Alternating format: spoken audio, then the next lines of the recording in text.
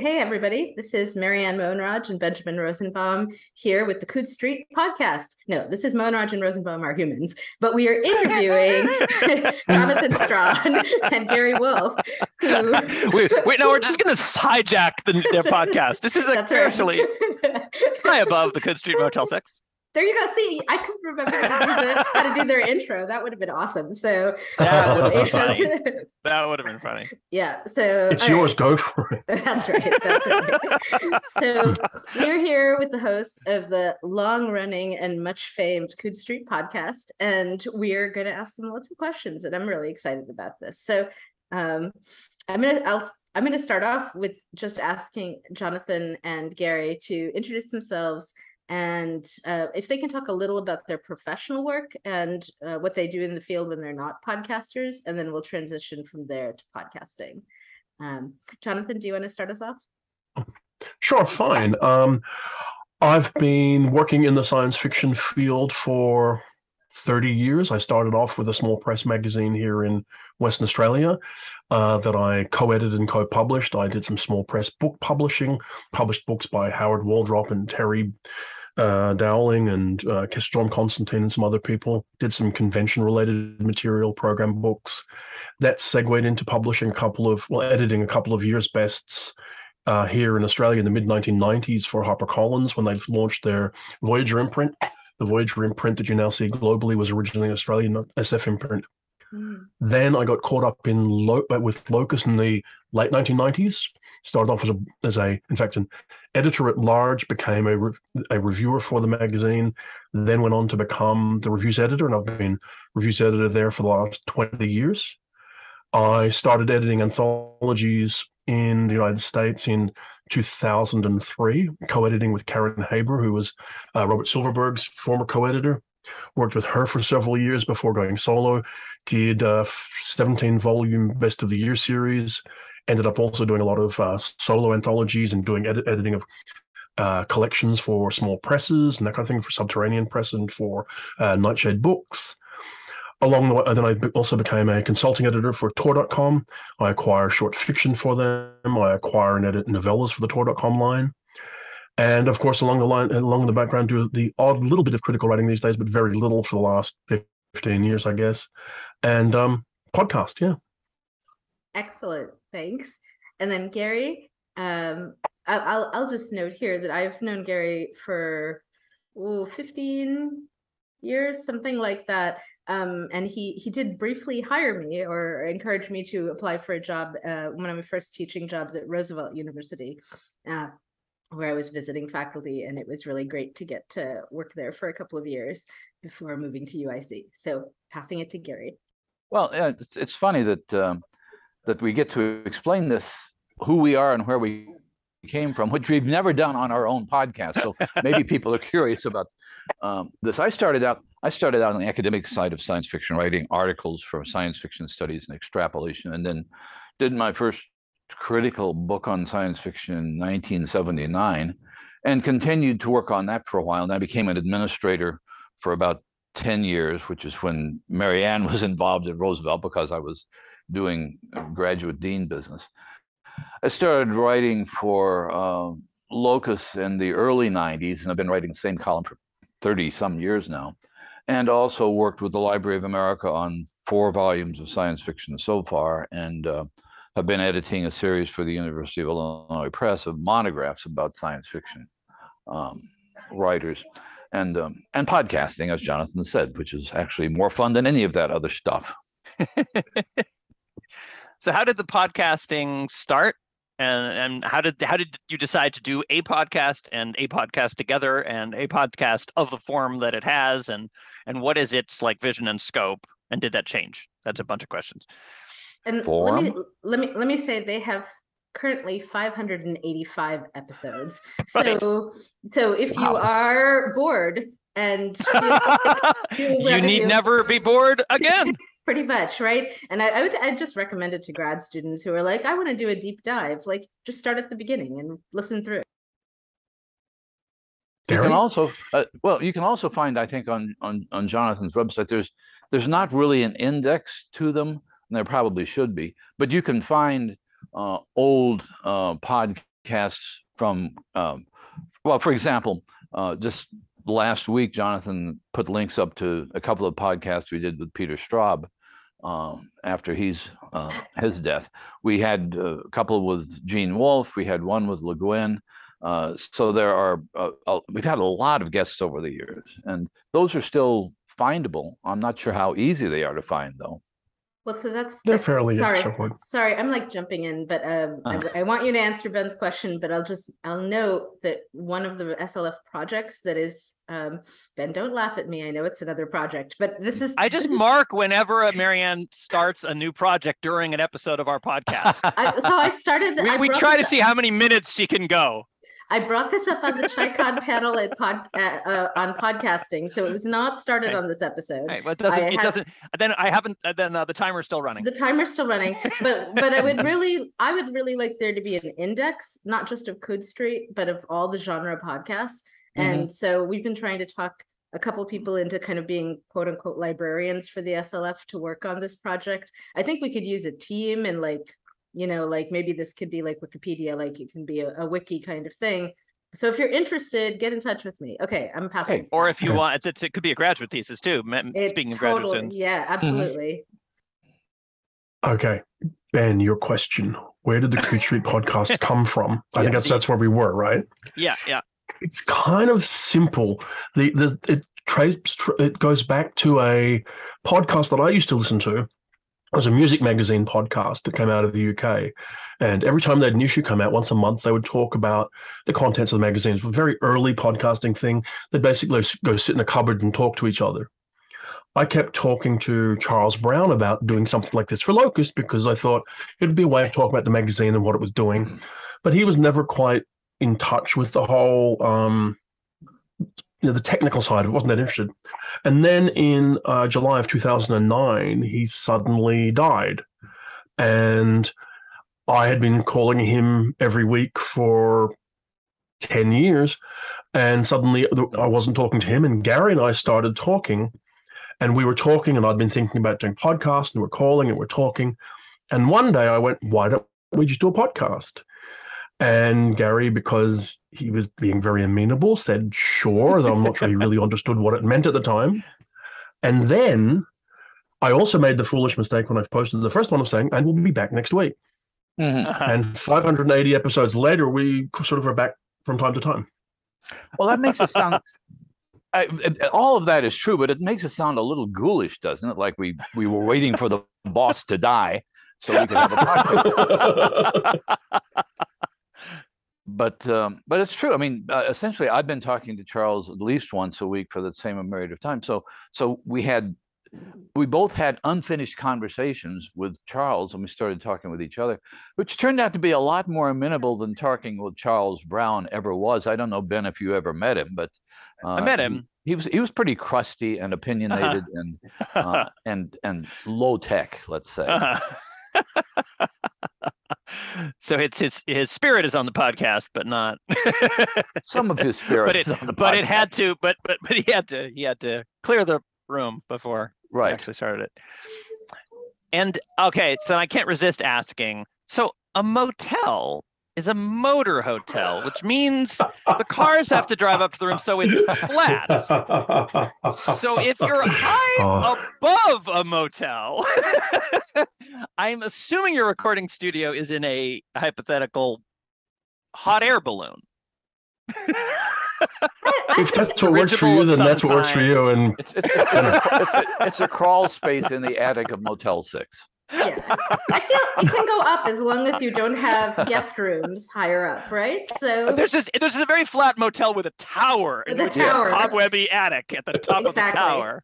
Yeah. Okay, I understand. If you're going to spend time analyzing that intro for common sense, this is going to be a long conversation. One hears it a lot, so I guess so. One has time to reflect. I always viewed it as being some kind of cocktail / piano / whiskey bar. That struck me as a kind of Gershwin room kind of feel.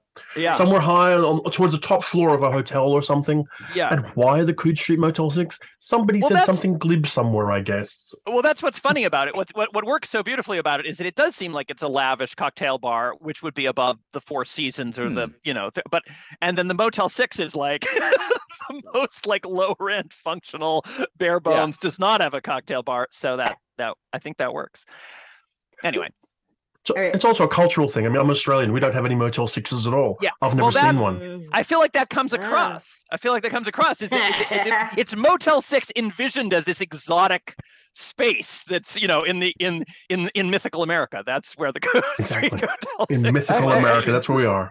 The way I visualized it all along was from the beginning, and Jonathan just made that up. And what popped into my mind is a hotel that no longer exists here in Chicago. There was on the lakeshore. There was a Holiday Inn. The building is still there.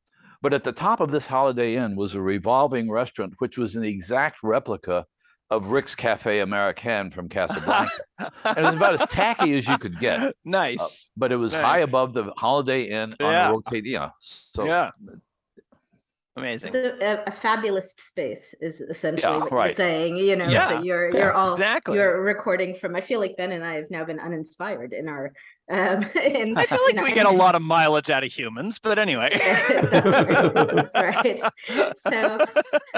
So, okay, to transition into the podcast meet itself. High above the refugium where the remaining humans are kept. That's right. That's right. So I'm going to talk about a couple of things I particularly love about the Coode Street podcast. I really appreciate that there have been close to 600 episodes, which is insane. But and the sort of continuity of it. And I can't say I've listened to all of them, but I've been listening for quite a while. So I've listened to many. And one of the things I think is unique about your podcast are the perspectives you bring to it and the way that you have both a sense of the deep history of the field. You can go, you have the academic and research knowledge to go way, way back, but you are not stuck in the past. So there are challenges to this international work. And I don't know, I just think you guys do it so well. And I love the perspective that you bring. I think a lot of us get sort of stuck in our own little bubbles. And you just read so widely. So I'd love if you could maybe talk a little bit about, I don't know, that's a big topic, but about that. And, am I characterizing you fairly? Does that sound right to you? Gary? Sounds fine to me. I mean, one of the things that one of the things that bothers me a little bit about what's been happening in science fiction, the podcasting world, the fan world, is this dividing into camps. There's a certain polarization. There are people who want to talk about old classic science fiction, and there are people who want to talk only about what's current and ignore the past. And I think there's an argument to be made for doing both. I mean, one of the subtexts that I think comes out of our podcast is first of all for people to realize that there was a lot of good science fiction written before 1990. And for another group to realize there's a lot of good science fiction written since 1990, and you can read it all. I would say the perspective is accidental in a way. We are two people, both of whom have chosen to do work that makes us stay up to date. The perspective of the Coode Street podcast is an incidental one. It comes from the fact that we are two people who are working to keep up to date with what's happening in the field. Me as a reviews editor, Gary as a reviewer, me as an anthologist. And we've been doing it for a long time. So it's simply an accretion of things rather than a deliberate thing. We both started reading a long time ago, but we focus on what's happening. And then, because these conversations are unplanned, informal, exactly the conversation we have when we're together anyway, almost all the time, it ranges across a long period of time. And if you were to catch us in a bar or at Gary's house hanging out or whatever else, these are the same conversations we would have anyway. And so the perspective is incidental. It's proven valuable because, as Gary has said, I think the field is, if not divided, it's fragmented in all sorts of ways. And there's a lack of perspective on some things. And I think we're fortunate that whilst we have some areas that we're blind to, and unaware of. We do try to be aware. And I think the fact that we've got some perspective then also encourages to try to be more aware of those other perspectives that maybe aren't our own, but we're trying to be sympathetic to. Yeah, two questions jump to mind for me. So one of them I think is, I'm wondering, you talk about how we're both reviewers, and I'm wondering whether you feel the same kind of ethical responsibilities as podcasters that you do as reviewers. I'm sort of assuming yes, but I feel like that's something that's not a developed conversation in the podcasting world. And so I'd be curious whether what your thoughts are on that. What do you mean by ethical responsibilities, I guess, is the question. Well, I'm not a professional reviewer. I've done a little bit of reviewing, but Oh. but I mean in the sense of, no pay to play, no, do you know what I mean? Oh, yeah, okay. It's tricky to say, like, I'm never going to review my friends because this field is small and you get to know everyone very quickly. But, if I were married, well, to maybe somebody, a broader question is, so. maybe the broader question is, what are the ethical issues in both? I mean, let's start with reviewing. That's like, right. how do you navigate things like that? Sure. Well, Yeah. the pay to play it's not a question. I mean, nobody's ever offered us money to be on the podcast. We may be missing out on something. We did do the podcast for money for about 6 months. Oh yeah, months, we did. Remember? We ran it. Because we were hosted over at Tor.com. No, we were just hosted over at Tor.com for a little while and then went independent again. I mean, first of all, I think it's important to say that the Coode Street Podcast is brutally amateur. We don't take money. We don't pay money. We've seldom, if ever, been offered it. The kind of conflicts in terms of like ethical conflicts of people wanting to distort us for their own, evil purposes, basically haven't come up, or we've been naive enough to overlook them. And I suppose that's part of the approach we have, is a kind of wide-eyed approach of trying to be as open to everything as we can. I will say that in terms of, I guess, what ethical responsibilities, the Coode Street Podcast is a reasonable sized platform in our field. Mm-hmm. It's been around for 13 years. We can count on a certain number of thousands of people to listen to it regularly. Some of the episodes have probably historically been listened to 10,000 times or so. Mm-hmm. So there's a desire to try and balance the people we know with people we don't, with new people that we're interested in. I mean, again, I can't bring it back too often enough to the simple fact that because we are connected to reviewing and commentary all the time, we want to then talk to people that we're reading about. And Gary will read Niveau and Niveau. This happens all the time. But we also slip. The kind of ethical responsibilities we have are, we don't do pay for play. We don't go gunning for anybody, nor do we try to show favoritism if we can avoid it. Though, I mean, you can look back through our archives and there are friends that we've talked to half a dozen times on the podcast and probably people we should have talked to in the past as well. We are ill thought out. Wouldn't that be fair, Gary? Mm-hmm. Thought out is a real exaggeration. I mean, but Ben and Marianne, you both said that sometimes you just start off without knowing where you're going. We do that at least half the time. Mm-hmm. We will start a podcast with one or two vague ideas of things we want to talk about, and then somehow it goes on to an hour. I think part of the problem, part of the issue, I think part of what makes the podcast work is basically, it's very simple. Jonathan and I are friends. Like he said, we would meet in a bar. This is a conversation we'd have. In effect, it was a continuation of a conversation we'd been having for a few weeks before we ever thought to record it. It amazed me when we first started getting responses from people where people would recognize us or recognize our voices from the podcast. And then we started, even more amazing, we started getting Hugo nominations. And at some point you realize, okay, wait a minute, people are actually listening to this. Mm-hmm. And part of what you have to do when you realize people are actually listening to you is not let that get inside your head, because you want to continue having the conversations you've been having. I think, my favorite podcasts, I think, do often feel like you're in someone's living room and you're just like listening to them talk, right? And you get that sort of intimacy and that sense of the conversation, or like the bar conversations. I guess I just want to kind of raise the specter of, Farah Mandelson, right? She gave that talk at ICFA this year about the bar anthology, right? And how much damage it's done to the field, that over the decades, so many of the anthologies were kind of put together by the editor, talking to his friends at the bar and saying, hey, I had an idea for a story. Can you write me something?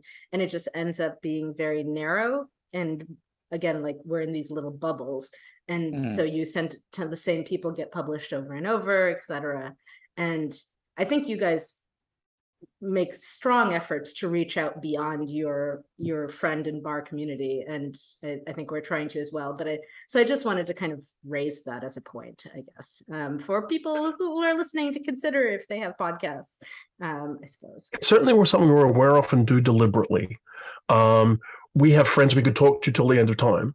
And we were also given a gift that distorts the Coode Street record. And that is that in 2020, when the pandemic happened, we did the 10-minute With series where we recorded about 120 episodes in 120 days.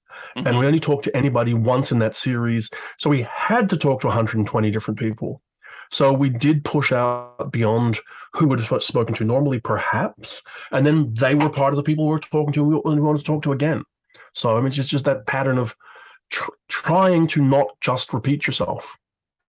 And I think that's reflected, Jonathan, in what you're doing as an editor as well. I mean, if you look at the table of I just wrote a review of a table of contents of Tomorrow's Parties, which is the anthology that Jonathan did for the MIT Press.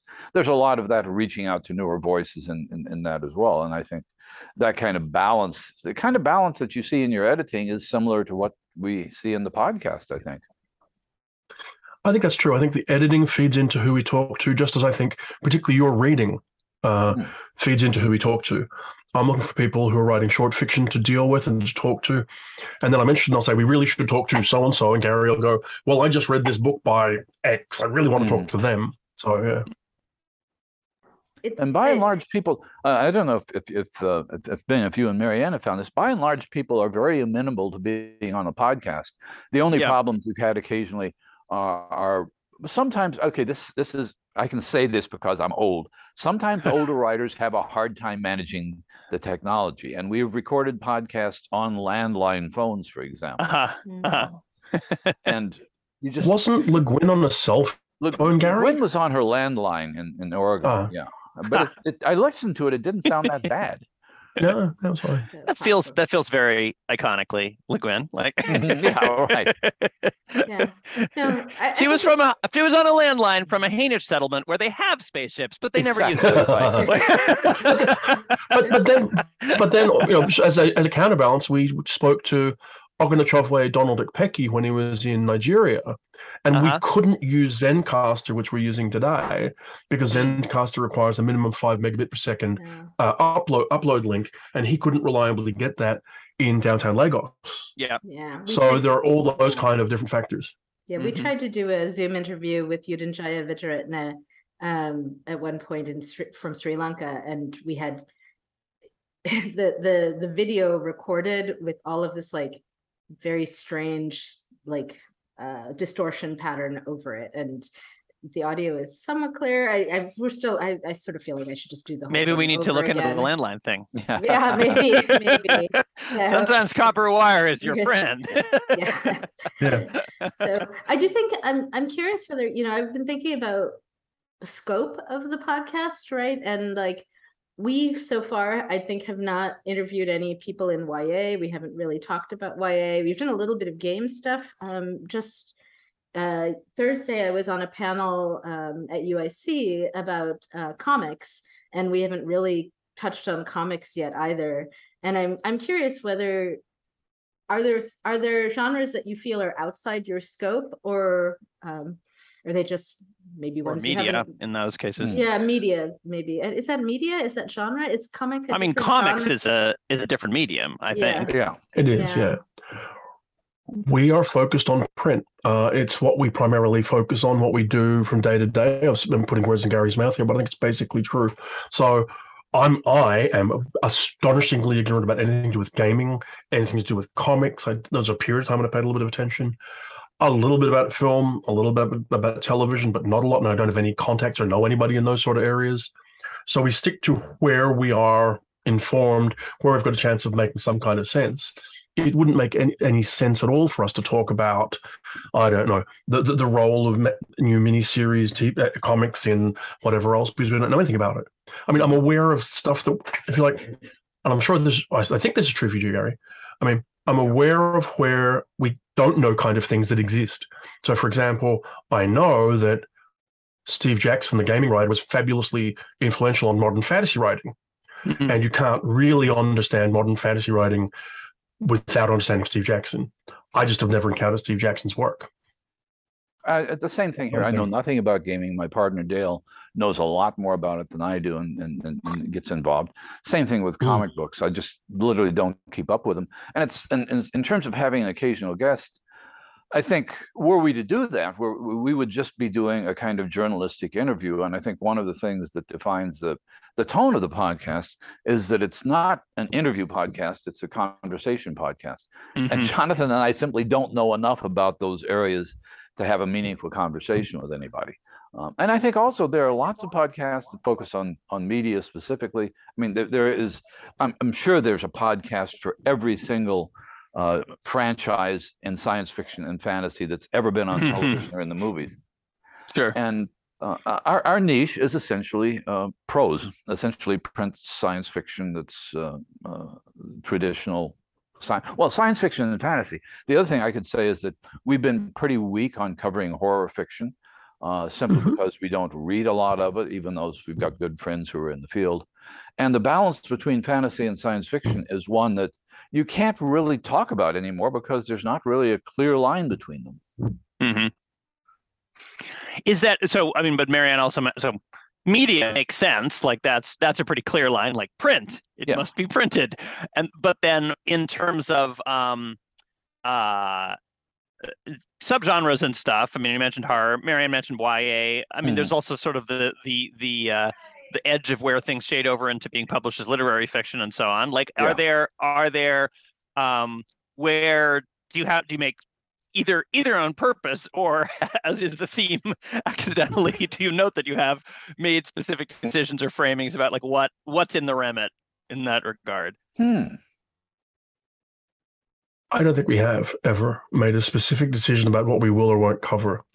It tends to be, if you like, what we have reasonable access to that crosses our minds. We've spoken to YA authors at different times over the years, and we certainly would. We've spoken to a few horror writers.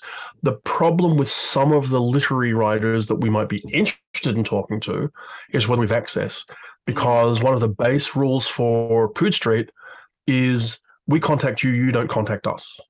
We deal with you. We don't deal with your agent, your publicist, your editor, your publisher, or anything else. It's entirely informal on that level. So, for example, I might be curious. I don't know about you, Gary. We never talked about it. I'd be curious to talk to David Mitchell, but I don't have any contact for David Mitchell. I think there's a point where we spoke to Le Guin and we might have spoken to Atwood. Yeah. Well, no. Well, I mean, I think we might have spoken to Atwood if we could have back then. We probably should have. And those sort of people, but they're kind of like outside of our normal realm of contact, right, Gary? I think so, and I think it's also true, as you say, that we don't we don't want to act as a publicity machine for agents. There's a writer who I should not name, but she's been on the podcast once and has since become a very successful bestseller writer in our field. We tried to get her back on the podcast and got instead an agent who said, we can schedule you for this and this and this. And I thought at that point, well, when you're dealing with celebrity authors, I guess you're inevitably dealing with agents, but I don't feel comfortable doing that actually, because then we become part of the publicity arm of the publishing company, which is not our purpose. Yeah. I will note that if Kazuo Ishiguro or someone who knows him could put us in touch, I would love to have him on the podcast. So, Marianne, be willing to speak to an agent in order to... I will speak to anybody. I have so many questions about Never Let Me Go and about the new book and the Clara and the Sun, and I'm over the top Remains of the Day fan, and I've read all of his stuff, and so I would love to talk about that. I feel like one of the interesting things about talking to litfic people is that I often have the sense that they don't read genre, right? And so they're they're having their own conversation and exploring these ideas. And I just want to ask him, like, did you read other cloning books before you wrote your cloning book? That's my main question. It depends on when you say they don't read genre. It's interesting because it's generational and stuff. Because like I don't know, because Sugar is older. We're in an era where, like, since genre began taking over the world in 1977, everybody who grew up in our generation, like, there wasn't this. It wasn't like a special passion that you had to seek out. It was like, right? So I mean, people, like Michael Chabon, or like I've talked to Amy Bender, like they read X-Men comics. Like, what do you mean? They were also 14 in 1985. Like, you know what I mean? Like, how could they not be exposed to this stuff? Maybe not the core classics. They haven't read Eve and Vogt or even maybe Clark, but like, I have a little bit of they're in a science fictional world. I have a theory that I came up with, I think around 1 a.m. when I was hopped up on cold medicine last night. So this may be totally full of it. And Gary in particular, tell me if this is nonsense. But I was thinking about this comics panel the other day, which kind of started with, a please take comics seriously as an art form kind of thing. And that defensiveness and the way that's there in so much of academia and treatment of science fiction fantasy. And I'm personally super frustrated with us even having to have this conversation anymore. And I was like, can we just skip past that and like deal with the work seriously? But I also was thinking about, like, this has got to be a fairly recent conversation coming out of, this time of the split, right? Because pre the pulps, maybe pre the 30s, the 20s, there was no separate sci-fi fantasy genre. People who wrote things about rocket ships or, gods and fantasy and magic and mythical beings and so on, it was just part of literature, right? And then we had this division, which then allowed for a certain shaming, this is for children, whatever kind of attitude, which maybe is marketing related.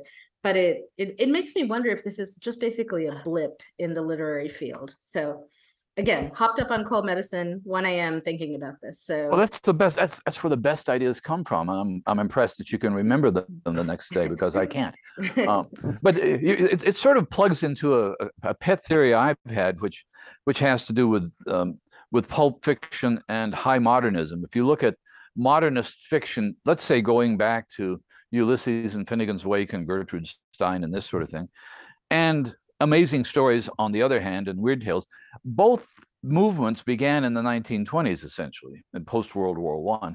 And essentially, by the early 1950s, both of them were over. The pulp era in science fiction was over, and the high modernist era was giving way to Hemingway and late Faulkner and that sort of thing. So it was as though literature had split into very elite and very popular, and in between there was this mainstream kind of bestseller, the Edna Ferber kind of thing that we don't think about much anymore. And then I thought, okay, that's an American perspective, because the British perspective is that there's always been the tradition of the scientific romance. Wells knew what tradition he was writing in, Stapleton did. They inherited the pulp tradition sometime in the early 40s, really, but it never really took over British science fiction the way it took over American science fiction. So you do see serious science fiction novels being published throughout this history in England, and in the United States, it became very difficult to publish a science fiction novel because of that association that you're talking about with the pulp magazines until the late 1940s or early 50s. But then they only started publishing pulp science fiction novels in the 1950s, really. I mean, prior to that, they really didn't exist. Right. They were serialized or whatever else. And market category science fiction dates from March of 1926. Didn't exist prior to then. Starts from there, right? I think, though, there's a matter of intent. I think we're sitting here going, well, we imagine that these mainstream writers who touch on science fiction themes are uninformed about science fiction. And yet when you talk to them one-on-one or see them spoken to one-on-one, you find out they're much better informed than you thought they might have been. And the most obvious example of that is Michael Chabon. And in fact, someone like David Mitchell. Now, when you allow that, then what you realize is that they're actually on a different mission than a science fiction writer is. And that's the critical thing. Gary's been quite critical / doubtful about the latest, I think it's Emily St. John Mandel novel and her approach to lunar colonies, because they're not what she's writing about. Science fiction ideas, almost all of them now, to greater or lesser extent, are mainstreamed and are used as mainstream tropes as well. What's interesting, arguably, and if you listen to friends of mine like our reviewer at Locus, Ian Mond, or my friend critic James Bradley, they'll tell you the most interesting science fiction in the world right now is being written in the mainstream, not in genre science fiction at all. Because there's a certain narrowness of intellectual focus that is keeping genre science fiction within its own bounds. And that's something I'm still trying to decide whether I'm convinced about. But, if you look at books like, say, How High We Go in the Dark by Sequoia Nagamatsu, there's some merit to the argument. I guess I feel like I would agree with Shaban. It's clear to me that he's well read in genre. And, he has. And I think this is with kind of his brand. With Ishiguro, really. I think part of my question there is coming out of a sense of disappointment in that both Never Let Me Go and, to a lesser extent, Clara and the Sun, I thought were very good, but kind of fell short of what they could have been. And this is why I want to ask him. I want to say, did you explore? But fell short as novels or as science fiction? As science fiction, I think, and maybe that's not his project. Not what we're trying to do, maybe. Well, I don't know. I'm not sure, but I want to have the conversation with him, right? Sure. Because I think it could have done both. It could have, that's I want. Well, but I want. It could also have been, but it could also have fulfilled. I mean, Never Let Me Go also had been slightly written. Could have fulfilled its promise as a romance. It could have fulfilled its You know what I mean? Like, could have been more. Well, it's about cloning. No. I mean, I don't know. It's I think that's pretty integral. I think that's it. But that's what I hear Jonathan saying is it's like, no, it is not incumbent upon you because you put clones in your book to succeed as a science fiction novel. That does not have to be your goal. Ben, that's fine. I want to ask him. I'm not saying it has to be his goal. I want to ask him the question, because to use an example, Atwood, as much as she drives me crazy, Handmaid's Tale succeeds in both fronts, right? I really think it succeeds both as literary fiction and as dystopian science fiction. It fulfills it, whether she read or whatever she thinks about science fiction generally. That book manages to succeed on both fronts, and I feel like Never Let Me Go didn't, and maybe that's not his project, and I would like to have the conversation. That's all. Well, the thing is, she was trying to write science fiction. She just has a semantic quibble about the terms because she says she's writing speculative fiction specifically in the tradition of Jules Verne. Like, I am a child of Jules Verne. Yeah. It's literally just a semantic argument about what you would call science fiction. There's also you're right. She wrote a whole book about science fiction called In Other Worlds, which is why we had Le Guin on the podcast. To talk about that book. It's problematical. She read science fiction as a kid growing up in rural Canada and then stopped reading it for about 40 years and then discovered Le Guin. So there's a gap of about a half century in her reading of science fiction. And I'm guessing that Ishiguro I'm probably somebody who read science fiction as a kid, but if you want to ask him, is he familiar as a writer of a cloning novel? Is he familiar with Kate Wilhelm's For Late the Sweet Bird Sang, which is probably the best cloning novel of the 70s? My guess is he's never heard of it. And it just feels like there does seem something provincial about us, like in it. There's a funny thing about the word mainstream too, right? Like they don't think they're the mainstream. Like that's only science fiction people call them the mainstream. Like mainstream is a thing we made up. What there is there's thousands of little sub-traditions. And if Ishiguro is writing in response to, like, as I think you're right, like the British philosophical novel tradition, and he's like, this is in the spirit of like British utopian and dystopian fiction, which is philosophy of ideas in which I'm using the future as there's nothing incumbent upon him to draw on. There's a million things he could draw on. He could also draw on, I just think I could have done better. I think he could have done better. I don't know. I'm a big Ishiguro fan, right? Remains of the Day, probably in my top 10 books of all time, right? So my standards for him are very, very high, and I want his absolute best. So maybe this is not fair. I get that, but I think but it's definitely, it's totally fine to have a critique of the book and be like, this and this would have worked better. But I think it's interesting to be like, well, if you read more cloning books, we're thinking of a specific body of cloning works. Like Behind the Iron Curtain in the 50s, there's probably a whole other, you guys have probably read them, there's probably a whole other set of which would not occur in that. And it's like, there's no particular reason he should have read out, the ones we're thinking of that would have been serialized in Asimov's rather than the ones that the Strugatsky brothers would have read, but we don't know about. I don't want to dive into canon and canon arguments, but I will say that there's a value, I think, to knowing what the major works in an area are, right? And there could be different bubbles, again, fine, but I wouldn't just dismiss that value. I'll give you two examples where this has come up in a frustrating way for me. I was on the board of the Museum of Science and Industry for a year as a science fiction writer. They brought in various of us, Mario Binet-Coal, et cetera, to advise them. And they brought us in for a retreat. They broke us into subject area groups at these tables on like future of housing, future of this, future of that, blah, blah, blah, blah, right? And then they had us brainstorming, and then they were going to take our ideas and use those to help determine like what they do at the museum going forward for the next year of exhibits, right? And I just, as the conversation went on, it became clear that nobody at my table had read anything relevant to the topic, right? And that this was probably true at most of the tables.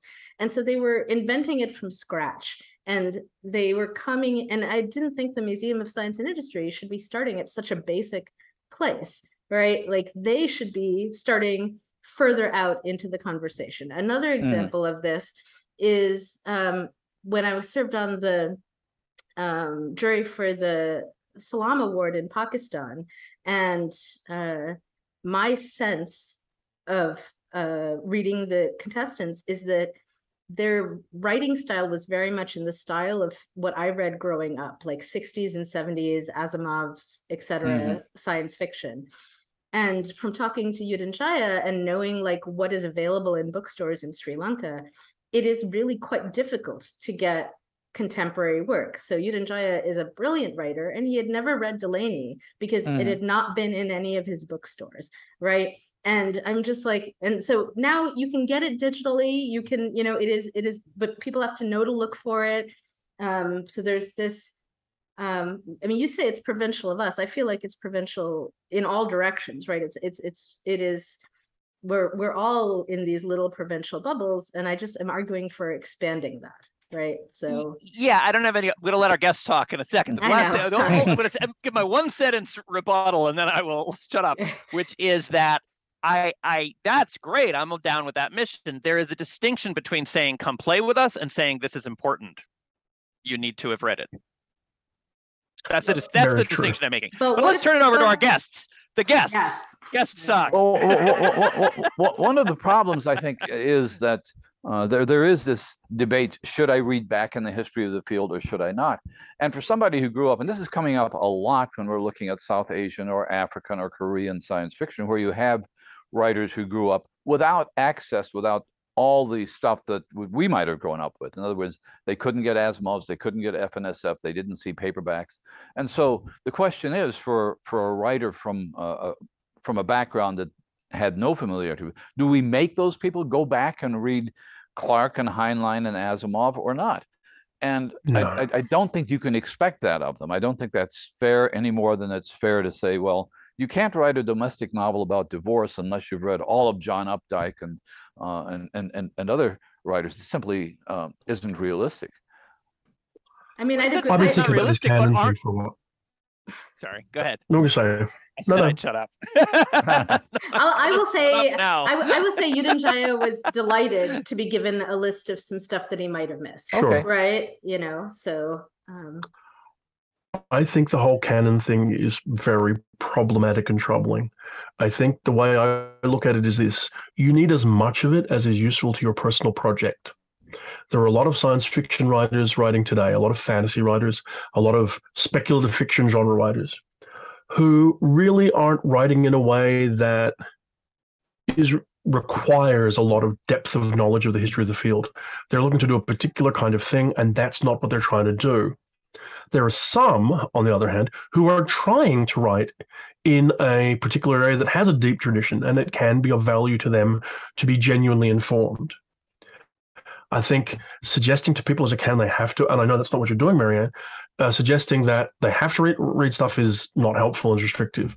I also think that there's the risk that when you get into prescribing canon of causing the very thing that you're trying to deal with to ossify. So, I mean, it's just allowing it to be as relevant as it needs to be to someone's personal canon, and perhaps also think about how that segues into the whole question of how we understand influence, what influence actually is, how we process the things around us. Because most of the writers we think they're influenced by people aren't influenced by the people we think they are, and half the people who think they aren't influenced by people are influenced by the people they think they're not influenced by. Mm-hmm. Yeah, partly you've spoken about this on Coode Street. A lot of it is indirect, right? Right. So it's like second generation. Very much. Look, I mean, the classic example is I had a conversation with, I think it was Kelly Robson. I think it was Kelly Robson at ChiCon. And she said, I've never read Heinlein. He's never influenced me. I went, that's fair enough. She said, the person who's influenced me more than anybody else is Connie Willis. I went, fair enough. Connie Willis will tell you the writer that's influenced her more than anyone else is Robert Heinlein. So Kelly Robson is receiving Robert Heinlein through a filter of Connie Willis. This is a variation of how this actually works. It's rarely linear. I mean, it's possible that Joe Haldeman sat down in 1973 and went, I reckon I can write a book that shouts back to Starship Troopers. Mm-hmm. But whether someone writing a military science fiction related book today is choosing to shout back to Anne Leckie or whoever, or Haldeman or whoever, is a whole other question.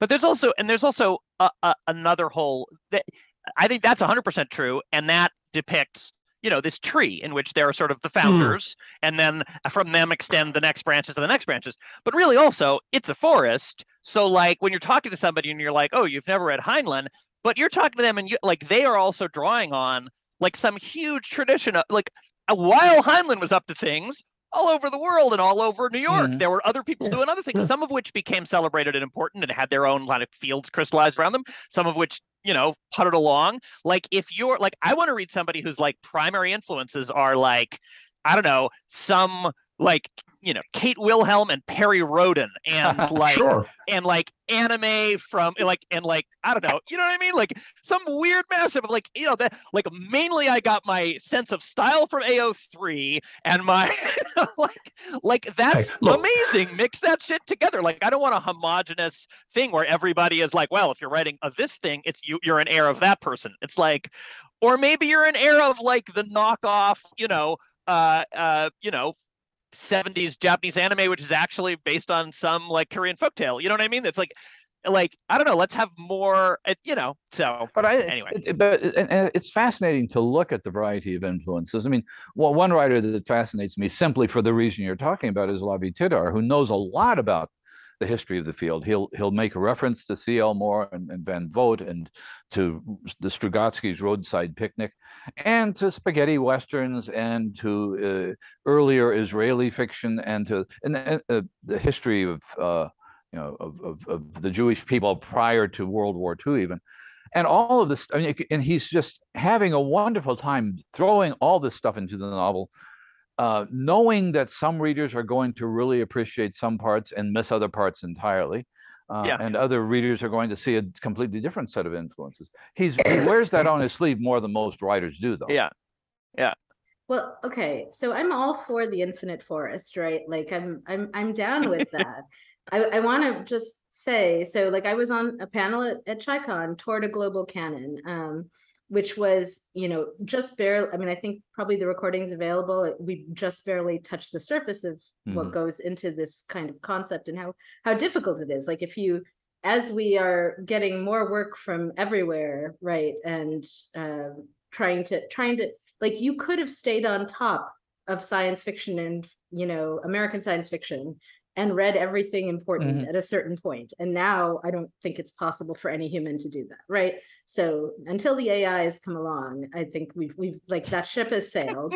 And on the panel, the AIs are definitely already reading. I don't know. They're in the visual arts, for instance. Wait. Go on. Then okay, so no sidetracking. So because I want to say Suyi Davies Okamboa, and I apologize if I pronounce his name wrong. He was on the panel from zooming in from, I think, Africa, and he really was arguing strongly that we want to stop trying to make boxes and sets and limits and think about canon in expansive, infinite ways. So I think he's kind of on Ben's page, and I'm with you, but like I wonder what happens to conversations when no one involved has read the same books, right? And he had a concept of touchstone books that we didn't really get into that I wonder might have addressed that. Because even just listening to this conversation we've had here in the last 30 minutes, right? We do have many of the same books in common, not all of them. And some of the texts that Jonathan and Gary were referencing, I haven't read, and I was not getting as much out of that piece of the conversation as with the pieces that I was familiar with, right? And so, you know, and I don't want to lock it down. My department is in the mid. I mean, English departments across the world are struggling with this. It's a very challenging question. And, you know, I had to recently put together a list for a grad student where I was trying to like generate a list of like, what are the essential works that she should know as a science fiction scholar. And I was like, okay, her list is what will it embarrass me if she goes to a faculty cocktail party and is not familiar with these texts, right? Like, so that's a very specific kind of thing, right? If she hasn't read any Le Guin, it's a problem, but that's not necessarily a problem in the outer world, right? So, okay, I threw a bunch of stuff in there. Anyone who wants to respond. I'll give you this. First of all, I'm fascinated by the idea of global canon. Not because I have a great love of canon per se, but because canon as we understand it is a product of at least a certain publishing distortion in the world. We are familiar with the North American and British Commonwealth canon that have been published in those territories. They're published in English language. That's what we know best. I would love to see the canon that belongs to various other parts of the world that we don't see. So there's that. I absolutely share your concern about everybody being in the digital forest and not having the same conversation. I mean, I've been saying for 20 years now, I mean, at some time in the 1990s, the center of science fiction didn't hold. Everything atomized, and it's been atomizing ever since. And there's been a lot that's really good and worthwhile about that. We live in a world where if you are interested in reading queer, BIPOC, North American YA science fiction, you can read only that from dawn to dusk for a year, every year now, and that's fine. To me, though, the more interesting question, this is what I'm not sure how it's going to happen. The more interesting question is, once the field's atomized, what happens to what science fiction is? When does that reverse? Because the nature of these processes, in my opinion, is a little bit like the notion of how the universe forms, coalesces, comes apart, forms, coalesces. The question is, does science fiction, in some sense, recoalesce back into some new changed thing that's unlike the science fiction we saw in 1926 or 1955 or 1985 or 2000, and it's now this thing now? And what is that? Because it's going to be a more diverse, more international, queerer, whatever else kind of a thing. But it's also going to be other things as well. And that's what I'm interested in seeing happen.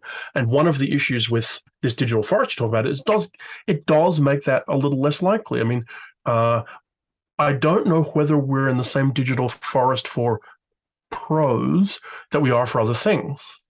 Because, I mean, as I think you also alluded to, a lot of these things aren't widely available. I mean, so it's widely known about. So it may be possible to go and get online, as I know you can, everything that Clifford Simak has ever written. But if you don't know that Clifford Simak has ever written anything, you won't find it. Whereas my 20-year-old daughter, her favorite music in the world is across a plethora of time, and she's got no idea the influence of A to B to C to D. It's just she happens to love a track by The Who, she loves a track by the Mountain Goats and a track by Olivia Rodrigo, and it's all current. That hasn't happened in fiction yet, and we're still in this odd kind of place. That's what I think. Karen? Well, I think that's true, and I think also that is science fiction ever going to come back into a kind of unitary thing? I doubt it. And is it going to become more internationalized? I mean, when Cixin Liu won the Hugo Award for the the first non-English language work to win a Hugo, it seemed at the time that was going to open up the Hugo voting, at least, to a lot more international representation. And it really hasn't. I mean, to some extent, there are novels and writers that seem to represent the new wave, and then 5 or 10 years later, maybe they didn't. In the last couple of years, everybody's talking about Tamsin Muir novels. A few years ago, everybody was talking about N.K. Jemisin novels. A few years before that, they were talking about Anne Leckie novels, all first-rate writers, but none of whom have created a kind of core science fiction of the kind we were talking about back in the 50s. And the international aspect that you mentioned doesn't seem to have infiltrated the science fiction fan community as much as it infiltrates things like our podcasts and anthologies and so forth and so on. So I don't really see science fiction unifying itself in any meaningful way anytime soon. What you're seeing with things infiltrating or not into the broader science fiction community, right? Mm-hmm. It's a process. I mean, it hits the literati, if you will, first. It hits the awards first. It hits the anthologies first, and then it rolls forward in waves. Okay. Because what's happening right now, there's more interest in writers from outside of the North American experience than there's ever been inside North American publishing, it seems to me. There's more interest in work from BIPOC and LGBTQI plus writers than there has been before. Now, what's going to happen is what happens. This is what happened with YA. There's going to be a tide that comes in, and they'll be buying and buying and buying, and the tide will go out a bit, and some stuff will stay, and some will go. There'll be writers who've got careers that will continue, and maybe in 20 years' time, you're going to be reading Suyas Davis Okunbawa, or you're going to be reading Toby Ogundaran, or you're going to be reading Ogunachova Donald Ikpeki, or maybe you won't be. It'll be one or two of them. That's what's going to happen. This is just the first wave. I mean, I ask myself often what the value and point of the survey and the theme anthologies and whatever else is. And one of them is it's that first step forward into changing things. Yeah, I would say Jemisin, my students are so excited about Jemisin. So I think we just haven't seen it yet. I think it's still coming, and that speaks to there's an interval from when the influence happens to when it bears fruit. Yeah. In terms of the homogenizing, it's interesting because if you think about an art form as like trying to propagate itself, like an art form that stays with its community and like represents its original values, and where people are still, doing it in 2022 like they were doing it 100 years before, is typically like, I don't know, Dixieland jazz. Like that's typically a pretty like I don't know, an art form that is sort of like crystallized into a particular form and is not growing and changing, or maybe Dixieland jazz is. I don't know anything about Dixieland jazz. Apologies to all of our Dixieland jazz fan listeners, but something where it's sort of like, we're going to write sonnets together, and it's roughly the same, number of people. And the thing with science fiction is it won, right? Science fiction, it has a global scope and influence far beyond what, it did when the Futurians were, all sitting in the same bar, right? And that's like to say, well, will it coalesce? Is like, well, back around like 1500s, 1600s, I don't know, Henry Fielding and a bunch of people started, writing these newfangled things called novels, and it's like, are these things going to take off? And it's sort of like, at a certain point, if something's big enough, it's like, well, novels aren't going to coalesce, so we'll all read the same novels, because now all the micro definitions we're talking about are novels, right? Like, so like that's big enough. It's left the station. There's no coming back to us. We only write 100 novels here. If science fiction continues to succeed and grow, it's like, then whatever you said, the category of BIPOC North American YA science fiction, that's as large as science fiction was in the 30s. And so maybe that, then maybe the question is then what's its thing? Like, Sure. And just to say the last thing on that, and I think that this is my answer to the like, well, what happens if we all get lost and there's no common set of things that we're all talking about? And this is a very Jewish answer, which is like, it's fine for there to be an us. And it's fine when you offer people books and say, this is useful for your project, to be like, come play with us. This is my tradition. It has these things. And not worry about like, is this the tradition with the thing?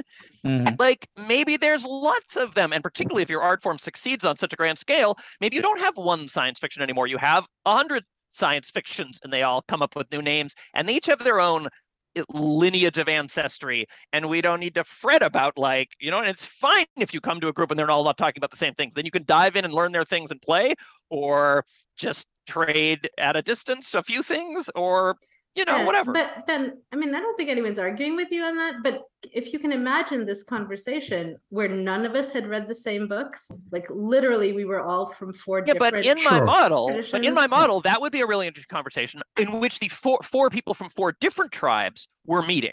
And then there'd be conversations where the four of us happen to be from the same tribe. So we would be talking about the same thing. No, it could be a generative space, but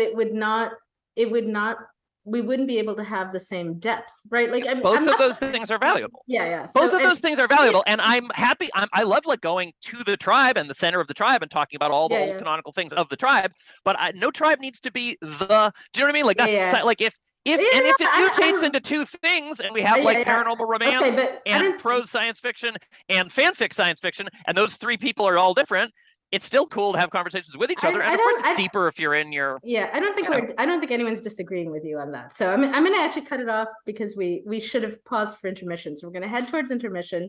And then we'll come back. I feel like Jonathan wanted to have one more thing to say. He can have one more thing to say.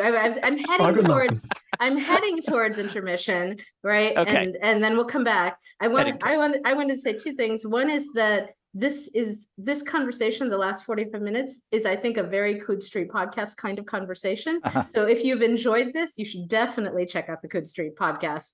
It's also a very Raj and Rosenbaum human. So if it's the only one you've visited us because you're here for the Coode Street Podcast, stick around. But the other thing I wanted to say, your mention of Dixieland jazz somehow reminded me of a short story by Evie Shockley called Separation Anxiety, which is in the first Dark Matter anthology, which is exactly about this issue. And my students just read it this week and they loved it. It's a beautifully written story in which African Americans and other groups have been put on reservations in the US to protect them. And the artists within the community are having an argument about whether it's better to stay within the community and do their deep work in their art, or go out and cross-pollinate. And it's just beautifully done. So I recommend that to everybody. In Dark Matter, edited by Sri Renee Thomas. Jonathan, Gary, any last comments before we head into intermission? No. Okay. Let's go. We'll be back shortly with more from the Coode Street Podcast, folks. All right, welcome back, everybody. This is Marianne Moenraj and Ben Rosenbaum. Moenraj and Rosenbaum are humans. We're here with Jonathan Strahan and Gary Wolfe of the Coode Street Podcast, a fabulous, very long-running podcast about, I didn't say what it was about science fiction and fantasy, I suppose, right? If you heard the first half of the episode, then you would know. You might have some idea. You might have some idea, right? Although, it's interesting. I meant to say, you kept saying that you cover print, but I think you mean prose, both whether it's published digitally or in print, right? Yes. Yes, exactly. Yeah. Okay. Yeah, I figured, but just to clarify for the audience. So, prose fiction. So, one of the things we were talking about during the break, and I'd love to talk about more, is how anthologies get put together and their sort of place in the field, and specifically kind of best ofs. And I might start with my early experience was in erotica in my 20s, and it was a time in the early 1990s where it was very much not respectable. You could not find it unless you went to skanky men's stores. In a mainstream bookstore, there would be, maybe Henry Miller, Anais Nin, and that was it. Like that was the limit, right? Or the Story of O. And then Susie Bright started her Best American Erotica series, and Down There Press started her erotica as a series edited by women. And I think I would say those two books series were groundbreaking and changed the field. They literally changed the field. They were respectable enough that they were in Borders and Barnes and Noble and all of the bookstores back when we had lots of chain bookstores. And that then grew to a point where there were like shelves in the bookstore for erotica. And so I'd love to talk about the sort of place of like the best of anthologies in science fiction and fantasy. Like, what purpose have they served? Where are they now? Are they well supported by the field? What could we be doing better? Etc. So it's a big open question. So anywhere you want to take that. If we're talking about best of the year anthologies, they date back to the late 1940s, early 1950s, when Healy and McComas started doing year's bests. And back then they were published by mainstream publishers. And through most of the life of the field up until now, they've been published by mainstream publishers. There have been variations and aberrations in sales and marketing that have made them possible. So, for example, there were various publisher library programs that would support certain titles. So certain titles could be published and would be guaranteed a certain number of minimum sales, which would make the books financially viable that might not be as viable in the open market. That was one of the reasons you got so many original anthology series in the 1970s, and how there are almost no original anthology series today. They all sell badly, but they were supported broadly by the library system back in the 70s. Your year's best, I mean, what is the value of them? They're part of the memory of the field. If you look at what say, Gardner Dozois said when he started his series, he wanted to put together a book each year that was like you could drop it down like a seed in the middle of nowhere, and it could grow the field whole from that itself. It had its explanation, it had all the variations, all that kind of thing within it. So what you get when you get a year's best is you get the best of the year before. When you get 20 of those, you get the best of 20 years. You get a certain, canonization of some work. But what you also get is you get a broader communication, because short fiction has always been published very broadly, quite often for small markets, and not widely read. This is part of the process how those things get better read. So there's that.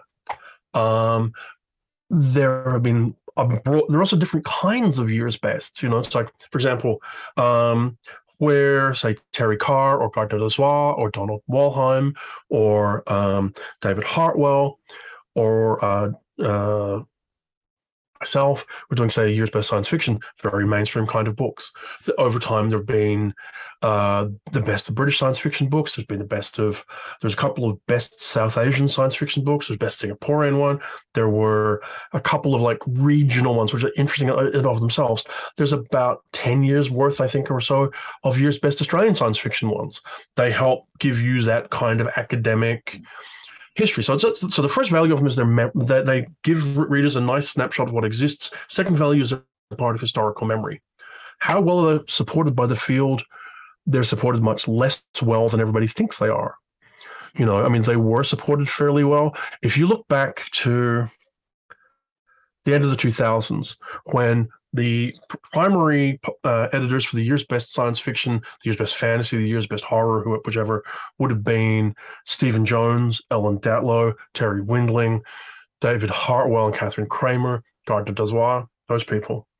At those points, they're coming out from mainstream presses. They're selling in large numbers. The Hartwell books sold very, very well at one point, then began to fall off. They're still back when mass market paperbacks actually existed and were mass market paperbacks. But they trailed off. The Dozois series was the last best-selling level kind, or senior significant selling level book, I think, that was selling more than 10,000 copies or more. The ones that exist today are all very niche books in the end. Right now, as of today, I don't think, depending on how you define a major New York publisher, any come out from a major New York publisher or a major UK publisher. I don't think any year's best no, I tell a lie. Let's remember, Levi Tidhar is doing the best world SF for Head of Zeus in the UK. That's the only one I can think of in the UK that's coming out from a major publisher. In the US, there's two from Nightshade. There's one from Prime, two from Prime, one from what's that? I can't even forget. Pyre, and I think that's it. And they're all done on a shoestring budget. They pay writers as much as anything in exposure and in a place in the field rather than anything else. The actual cash payments, which are real and exist, are minimal. People are getting paid a penny a word by most of them, which is what they're getting paid in 1950 probably, and that hasn't changed.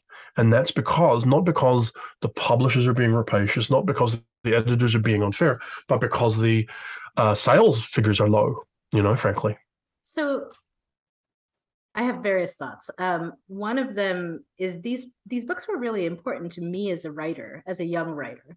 When I was, my public library had the Dozois Year's Best and I think Ellen Datlow's and I'm sorry, I'm blanking on, was it Terry Windling? Terry Windling's. Terry Windling. Yeah, Year's Best Fantasy and Horror. And I read through several of both in my 20s, right? And I think that absolutely tremendously broadened my sense of what was possible in science fiction and fantasy, right? So they're just a fabulous education for young writers and also for readers. And I feel like this is a massive missed opportunity in the sense that, you know, if nothing else, publishers who should be able to market these to educational institutions, and there are gazillion, you know, creative writing classes across the US at this point.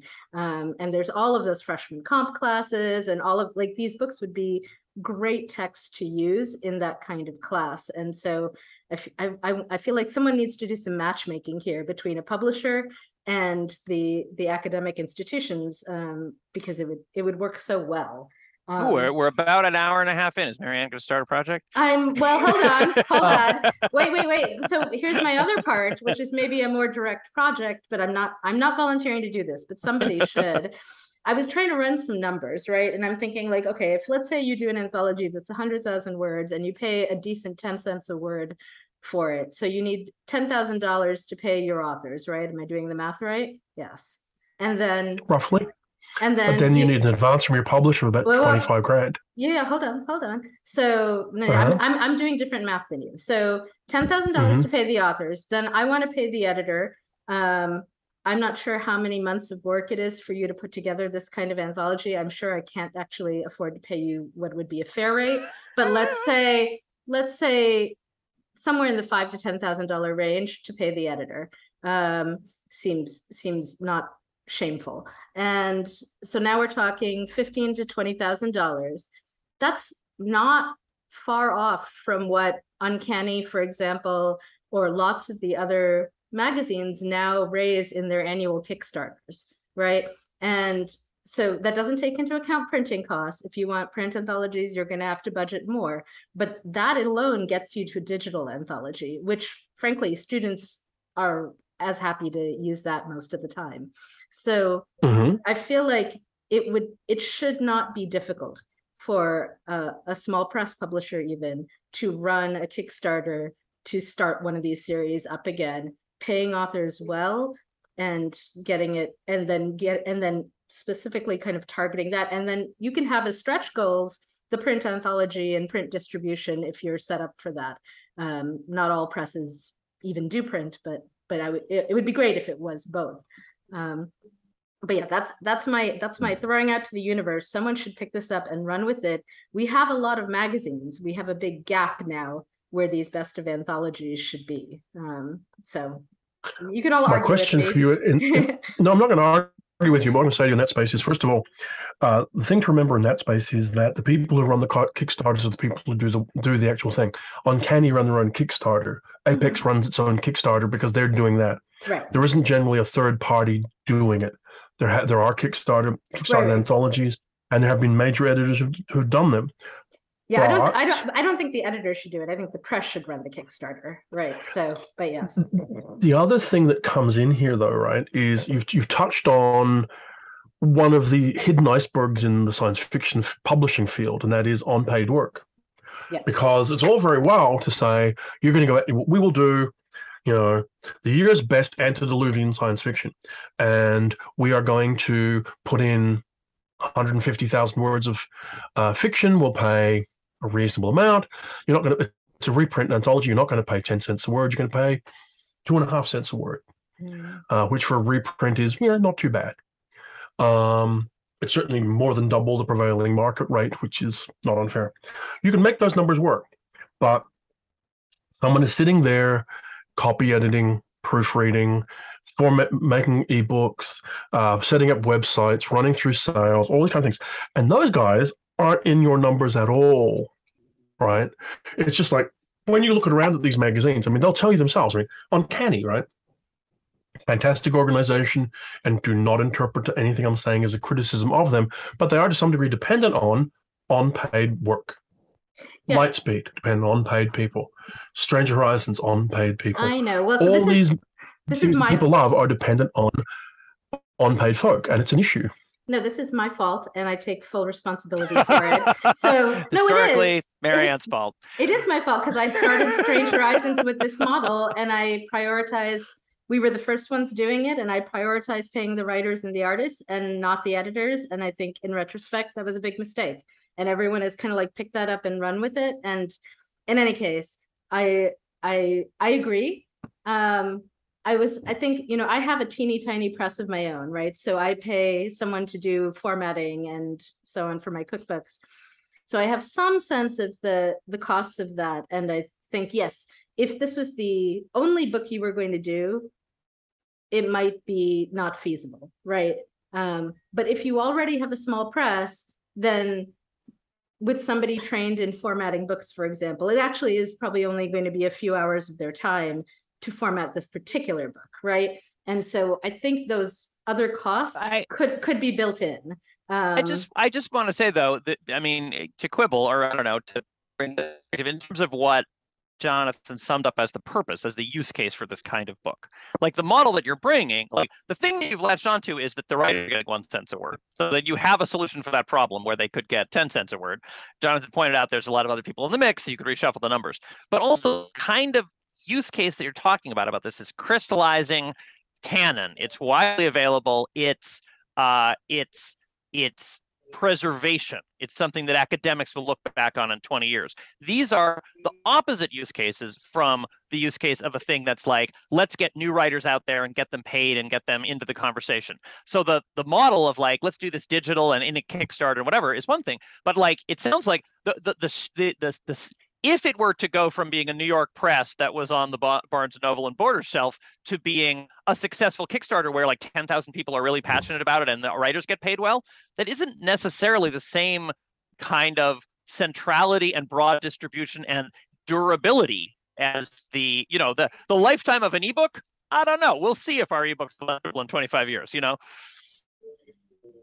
Well, certainly when it comes to durability, I'd put this to you. Gardner Dozois stopped publishing the year's best science fiction in 2018 or 2019. I think I got one final one out. They're all still in print, one way or the other. That shelf, that 35-year-long stretch, that library of history is there. And I mean, I think before we talk around one another too much, I'd certainly agree that there's this, that one of the values of a year's best is it's how a new writer enters the field and firms their reputation as well. They go out, they write short stories everywhere. Not everybody does, but some do. Those short stories get picked up in year's bests.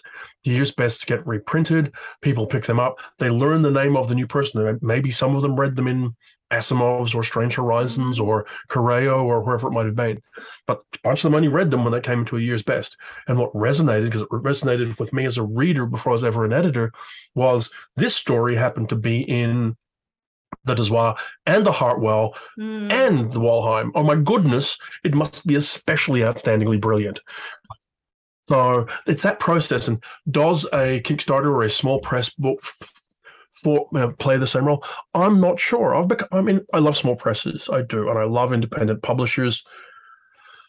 But the smaller the print run, the less read the book is.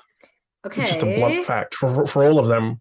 But y'all are sounding very like the people who told me not to start Strange Horizons because I'm not telling you not to do it. Well, I'm not I saying am sounding like that. But I am sounding like that, and I was very enthused about you starting Strange Horizons, and I'm saying the use case is different. I'm saying that Strange Horizons was not a project optimized to be like, this is for centrality and durability and broad.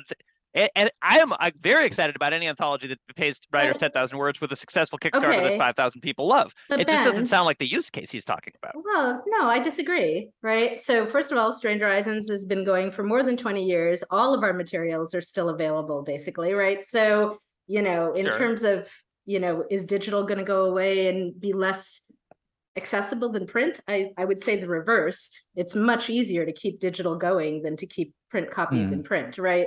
And then in terms of access broadly, way easier to get digital materials to Sri Lanka or et cetera than to get print materials there. The cost of print and shipping print is astronomical these days, right?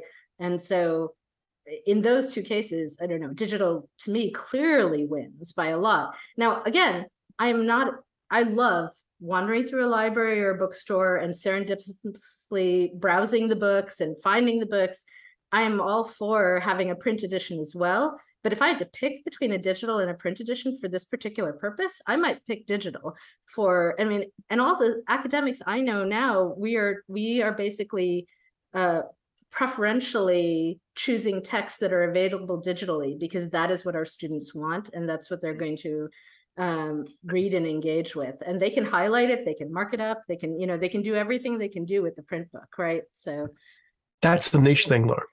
And don't forget that in the real world, ebook sales, e-reading is what, 30% of the market?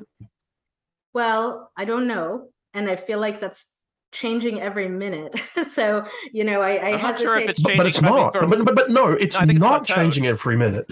It absolutely stabilized. Spike early, and now it's. I don't know. I haven't. It stabilized, and it stabilized during the pandemic even more. So I haven't looked at those stats. So I don't know. What I wonder to what extent that's just tracking stuff from big publishers, because I'm curious, because I know so many people who are now doing indie direct to consumer sales, and I'm not sure those numbers are making it into that kind of analysis, and so, but I don't have an answer to that. But what numbers are they kicking back in terms of what they're actually selling and what they're reaching? Because that's the critical thing there.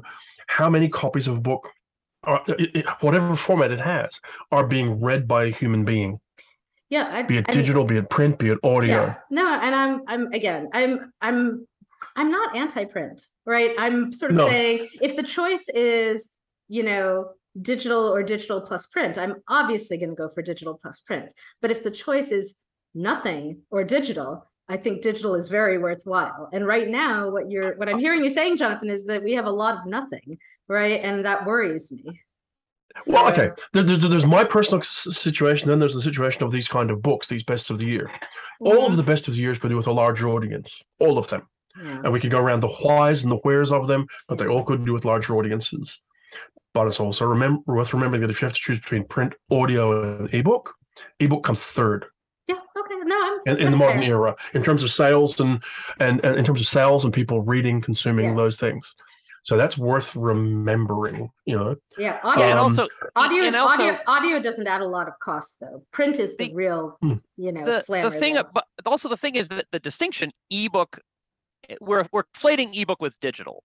If you want to have your words widely read, like there are digital I tell you, I wonder whether the most words read by the most science fictional words read by the most humans at this moment are like people reading books that are published by publishers and authors are paid for them, or whether it's AO3 and Wattpad, because it could easily be AO3 and Wattpad, right? So digital in general as a broad concept of like put your words online, someone will read them. That's one thing. The distribution model of like let's have a Kickstarter and people will receive a PDF that they paid for. That's not the same or we'll post it on a website, which is another option.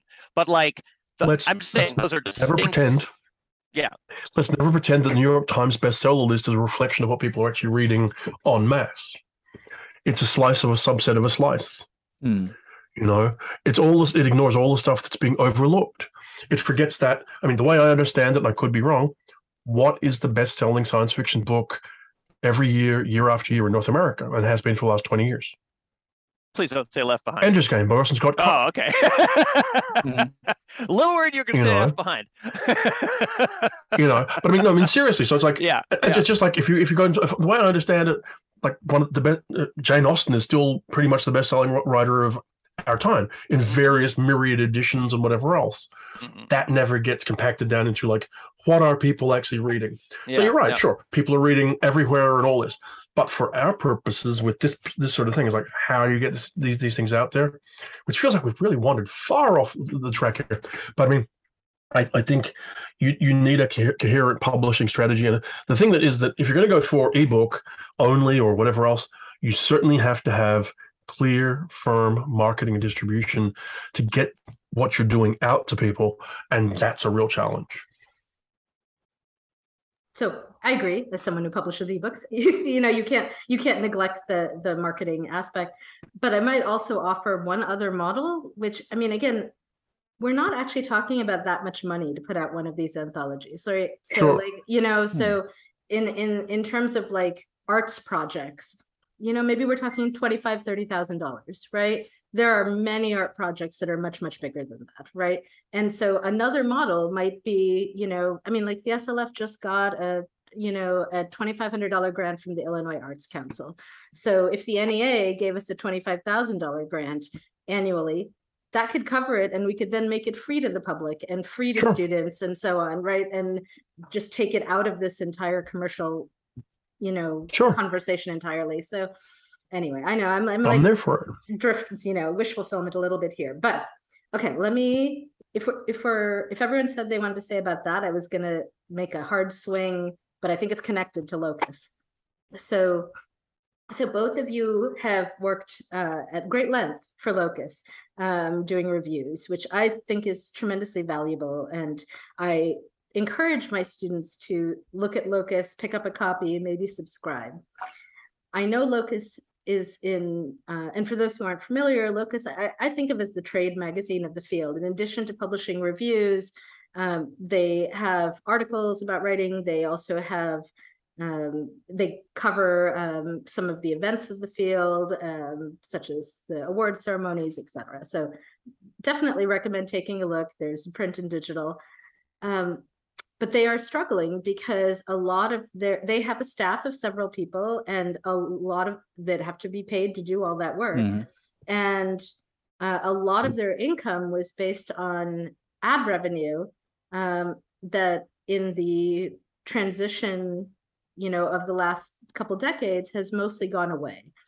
And so I've been trying to, talk to Locus staff and brainstorm, like, what are alternative models for publications like that to survive and be able to pay their staff and so on. And it's tricky. I don't really have an answer yet. I mean, one thing is I think, like, would it be better to have like a Patreon model where you had like $1 each from 100,000 people or 200,000 people? Like, maybe that's what you should be aiming for.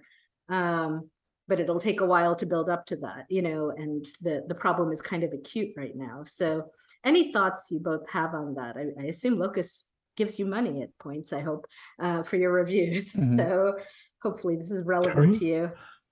I think it's something Jonathan and I are both on the Locus board, and it's something that comes up again and again at board meetings. I mean, and I don't think it would be difficult for anybody, I think, to come up with an idea that hasn't been floated a little bit already. The Patreon idea is out there. There are people working on getting grants for Locus. Actually, there was a recent grant which will help sponsor the Locus Awards. I mean, one of the questions that comes up is, the print magazine, is it necessary? Should it be an online magazine? On the other hand, you have a subscriber base which skews a little bit older, and the older subscribers love the print magazine. And I think another issue with any magazine or podcast or online zine that tries to represent the field has become atomized. There isn't a unified science fiction fandom. That's one of the reasons there's no longer that market we talked about for the year's best. There's no one group of people. And Locus does try to cover the field, and I think does a pretty good job. I mean, younger writers, I have to admit that the last year or so of Locus, the cover interview frequently with somebody I'd never even heard of, who would be a YA writer or an illustrator or an artist and that sort of thing. So I don't think the problem is coverage. I think the problem is that a magazine of that nature was losing money long before Charles Brown died, and it was subsidized by, wasn't, Jonathan?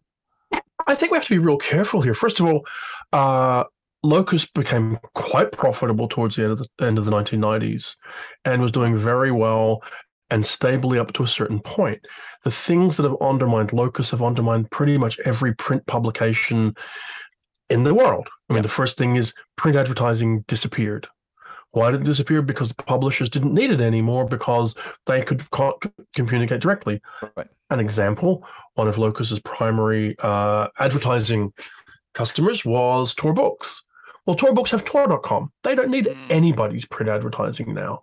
So even though they may or may not do various promotional things, that's something that's not there.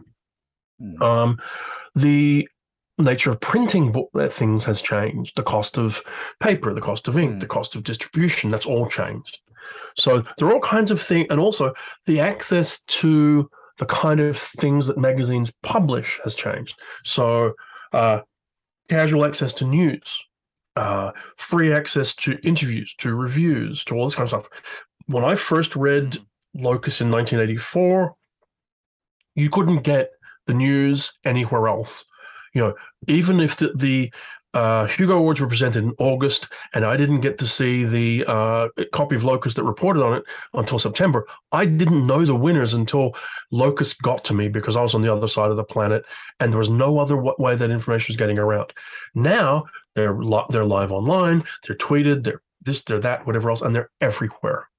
So Locus is actually competing when it's on, as it has to be, practically speaking, a 2 to 3 week delay because it's got to get edited and proofed and printed and distributed. So that's a challenge. That said, and yes, it is genuinely in trouble. It genuinely needs people's help.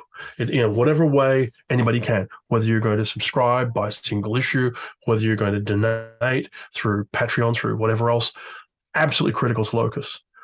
But the print issue does well. There is interest in subscriptions. It's just not going to come. It's building, but it's not building fast enough. And that's why they need more urgent help right now. That's the thing. And Locus is restructuring, looking to be lighter on its feet, cost less to work. It's doing everything it can to do that. So whilst that's happening, there's still this other issue. But it's not quite exactly as simple as it sounds. And we do get paid.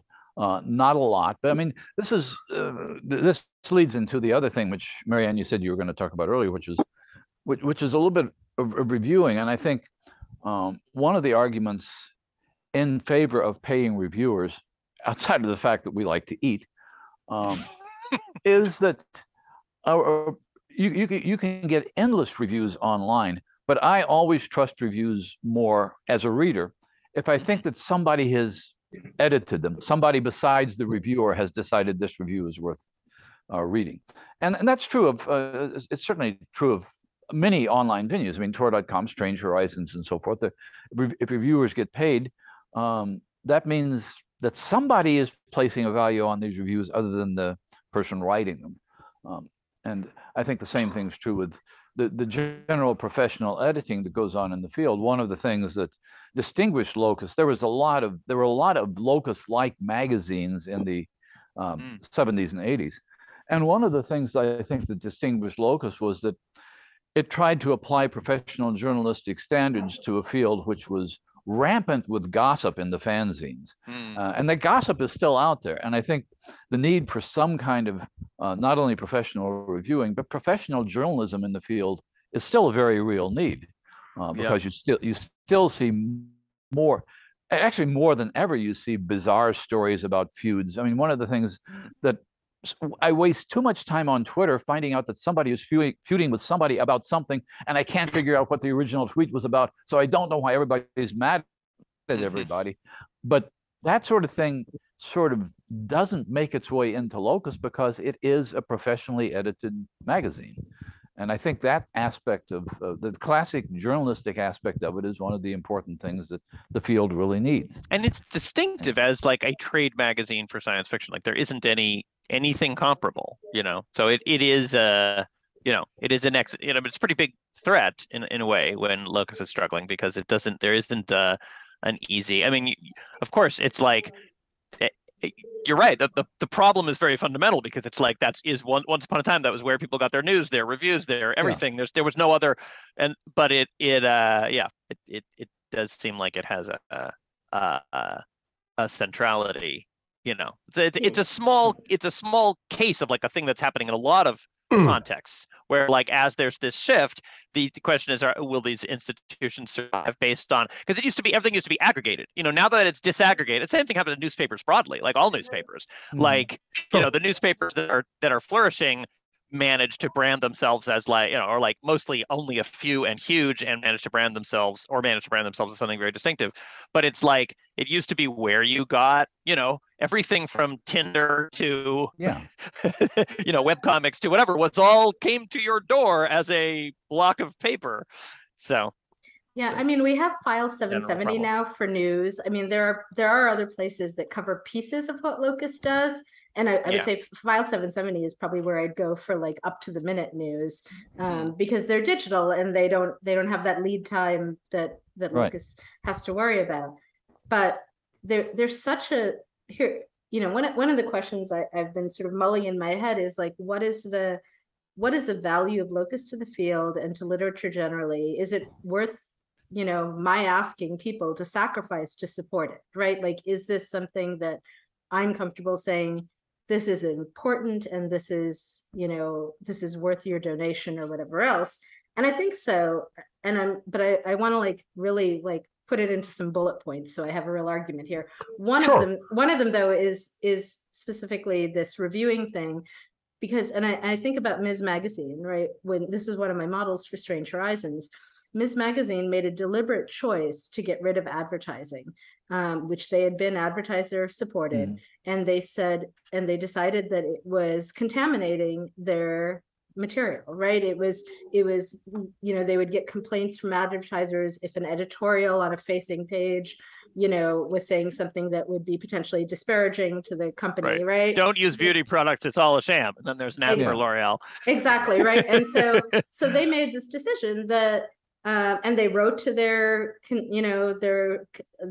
subscribers and to the world at large and said, we're gonna take all the advertising out of the magazine, and this is what you get in exchange. And it worked for them. They were able to make that transition. And so that was one of the things we were able to, when I started, Strange Horizons followed on from Clean Sheets, which was an erotica magazine I ran. And Clean Sheets, we had started ad supported because it was the early days of the internet and there was a ton of ad money flowing around. So we were like, woohoo, we'll take the money and we'll pay our authors and it'll be great.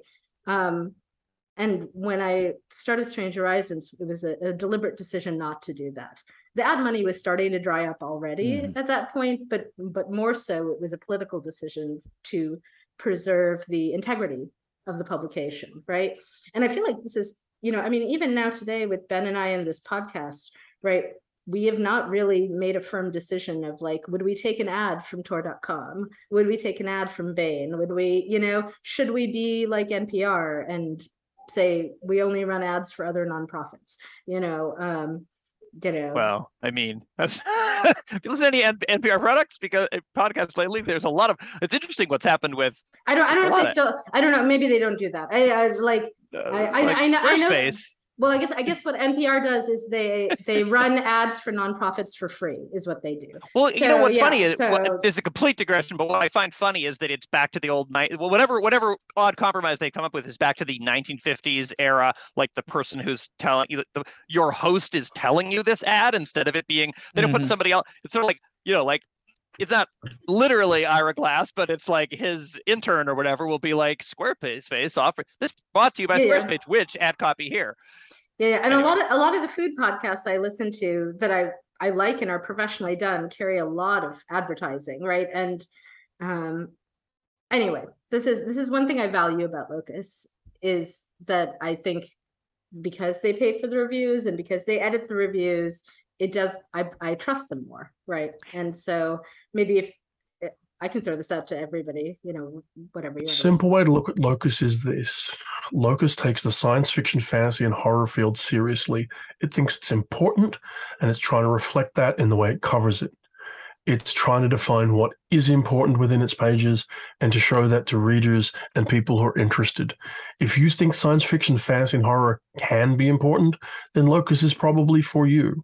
Because when we interview someone, it's often a definitive interview. When we review their books, what we try to make sure that they're intelligent, informed, and worthwhile interviews. When we provide news, it's been fact-checked news, and then when we put that all together, there's that decision of what does go in and what doesn't and why. And generally, it's to try and cast the sun to continue an effort that dates back to 1967 that says this is important, this is serious, this is worthwhile and worth paying attention to. That's what it does. And so if you want to say to someone, why would you subscribe to Locus? It's because you think science fiction, fantasy, or horror, or speculative fiction, if you prefer to call it that, is important and worthwhile. And if you think that, then Locus is for you. I've heard it described to mainstream writers, for example, or people who are hovering between the mainstream. But you try to, the description I've heard is basically it's PW for this field, Publishers Weekly. Publishers Weekly is very expensive, obviously. It's very much a professional magazine, and it's very light on its coverage of science fiction and fantasy and horror and that sort of thing. So to some extent, Locus was a response to the fact that the literary magazines of the day were just ignoring the field completely. And to some extent, that's still an issue. I mean, to some extent, you still see very little reference to science fiction and fantasy books in any of the mainstream journals, including things like the PW will review books and they'll even get stars by them, but you'll see very few features like this. I mean, this is why we started the SLF 20 years ago, and I think it's still valid. Like, it was meant to be modeled on the NEA because the NEA was not necessarily taking science fiction fantasy seriously all the time, right? So I think and I think that sort of from the point of view of this podcast, where we're often talking to beginning writers and people like that, it's sort of like, I think another answer to the why you read Locus is that one interesting thing is it is a curated snapshot. And while you could go to File 770 and go to news and go figure out which blogs you like to do reviewing and go, like, I don't know, look around for like essays on, various things and find out about the new books and, maybe get some kind of statistics about the balance of the field in some other, somebody else's blog, whatever. Like, it would be possible, but you would come up with some, like, but you'd have to know a lot to do that right. Right. And so there's something about getting a package of like everything where it's like, which is curated for you, where if you're actually trying to understand the field as behind the curtain as an organism of like how things get made, what are people talking about, what's important, what's been happening, like it is a distilled version where somebody very sophisticated about this is sort of taking you by the hand and feeding you bite-sized pieces of like, like here are milestones of like which books are going, and here are like, and it doesn't give you the pulse of it in the same sense in the sense that like 5 seconds after something happens you find out about it, because there's it's at a stately old school print pace of like being released, but it does give you a sense of the pulse of it in the sense that it's this curated view of like, I mean, I'm just speaking as like, having gotten Locus as a beginning writer and look at this like, oh, this is what they do when they make the things that I like. Yeah, this is actually the whole like and this is what the people are thinking, and this is what this is the discussions about the books and how they relate to the other things, so that it's legible in a way where if you're a very sophisticated reader of the field, maybe you could go find that information yourself, but it's legible as an introduction in a way that I think is very compelling for like beginning readers. That's right. And it's interesting because I think Ben and I came to this as writers, and so I think that's our lens looking at it. I was sort of surprised talking to Liza Kelly, is the current editor-in-chief at Locus. She doesn't. Liza Trombi. Liza Trombi. Oh, sorry. Yes, Liza Trombi. Liza Kelly is a friend of mine. Has no connection to the field. It's now relieved to hear that she wasn't just given the dread. So I have a really bad cold, everyone. But no, that's fine. But one of the things we talked about at ChiCon was and we did do. I think we're doing an interview with her directly, which we should have up fairly soon. But one of the things that we talked about was that she doesn't see Locus that same way. Like, she sees it as for readers as much as for writers, and that honestly hadn't occurred to me because I was coming to it so much from the writer point of view, where it was so clearly useful in terms of like professionalization and the kinds of things Ben was talking about.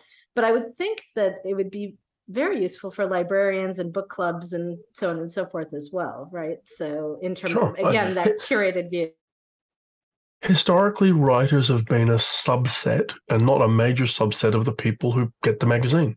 It wasn't designed, I mean, it helps writers and it's valuable to writers, but it wasn't designed for writers. It was designed for people who are interested in science fiction, fantasy, and horror. Historically, one of the major uses for the magazine, believe it or not, was that libraries and bookstores would buy it because they would physically know that a book physically existed. Because back in the 1980s and 1990s, when books were coming out from small presses and elsewhere, you didn't know if they're actually published. But Locus would only ever run information in the magazine if they'd physically handled a copy of the book. So you could rely on it. So then these small bookstores, these libraries, wherever, would actually order them based on them being listed in Locus. And that was a core value of the magazine for a long, long time. Yeah. Oh.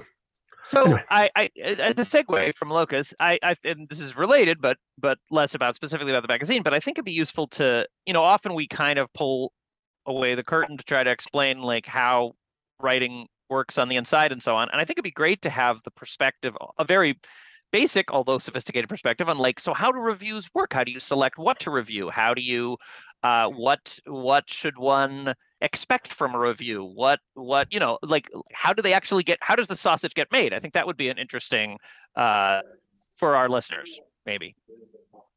Gary? Actually, my cat is making sausage of me right now, so I need. Jonesy really isn't he? Yes, she really has. Well, one of the things that that has been rumored about Locus, it's been rumored about other magazines as well, is that it only runs favorable reviews, which is not the case. I can guarantee you, I hear from writers who, even sometimes when you think you're writing a favorable review, you'll hear from the writer saying, "That's this." But to some extent, there has been a policy, which Jonathan can verify, that nobody is forced to read a book they don't want to read. In other words, there are more books than Locus can possibly cover. There is always a pile of books next to me when I'm reading one, and there are a couple of principles I keep in mind. One is, the subtext of every good review, I think, is, this is why I finished the book. And the other aspect of it is, this book is holding my attention enough that I don't want to pick up that next book on the pile. There's always another book. And the other thing which I see, and I do feel this is an important principle, is that you try to figure out what the book is trying to do. You respect the book's sort of self-identified venue. If it's hard science fiction, if it's a space opera, if it's YA Gothic, whatever it is, and it's unfair to review the book for not being what you want it to be. If the book tries to do something and doesn't succeed in several ways, you can certainly validly point that out. There are very few books I see that are entirely 100% successful or 100% failures. And if a book is unreadable to me, I won't finish it and I won't review it, because I don't think the role of a reviewer is that of being a cruise missile interceptor. We can't stop books from getting out there, and it's not worth even trying to stop books from getting out there. And there are books that I don't like that sell millions of copies. More power to them. But I think that one of the things, and Jonathan can check this out because he deals with all the reviewers, not just me, is that you try to find reviewers who are comfortable covering different kinds of things, so that you don't have the situation of somebody having to review a book that they would never have read on their own and that they simply don't like, or they don't like the genre. The model for a lot of magazines is they have a broad number of reviewers, and they throw individual books at individual reviewers with an attempt to get the best coverage they can. And there's merit to that. Locus is always focused on a small number of voices, looking to build up an established relationship between its readership and the reviewers. We have reviewers that deal with particular areas, and they are given some latitude over what they cover and what they don't. But at its base, Locus is trying to cover serious, for a certain value of serious, science fiction, fantasy, and horror. So we're trying to cover as broad a range of material as we can within a restricted number of words per month of reviews we can actually publish. We simply cannot review everything. And then there are other practical considerations which aren't within our remit particularly, or under our purview. And then there are things like, can we get review copies? We cannot always get review copies. Can we get review copies on time? What people may not realize is that arguably we need to get a copy of a book at least 3 months before the review is going to appear, and preferably probably 5 months before the review is going to appear. And we don't really want the review to appear much after the original publication date. So if we can't get a reviewable text, say 3 to 5 months before publication, then we're going to struggle to cover the actual book. In terms of what makes a good review is more than a market report. It's not written for the writer. It's not written for the publisher. It's written for the reader. That's who we are serving when we do this. And it's got to be more than a plot synopsis. It's got to be actual information about the book, what the book's like, what the author appears to be trying to achieve with the book. These kind of things, all within a tight format. Our average individual title review is 800 words long.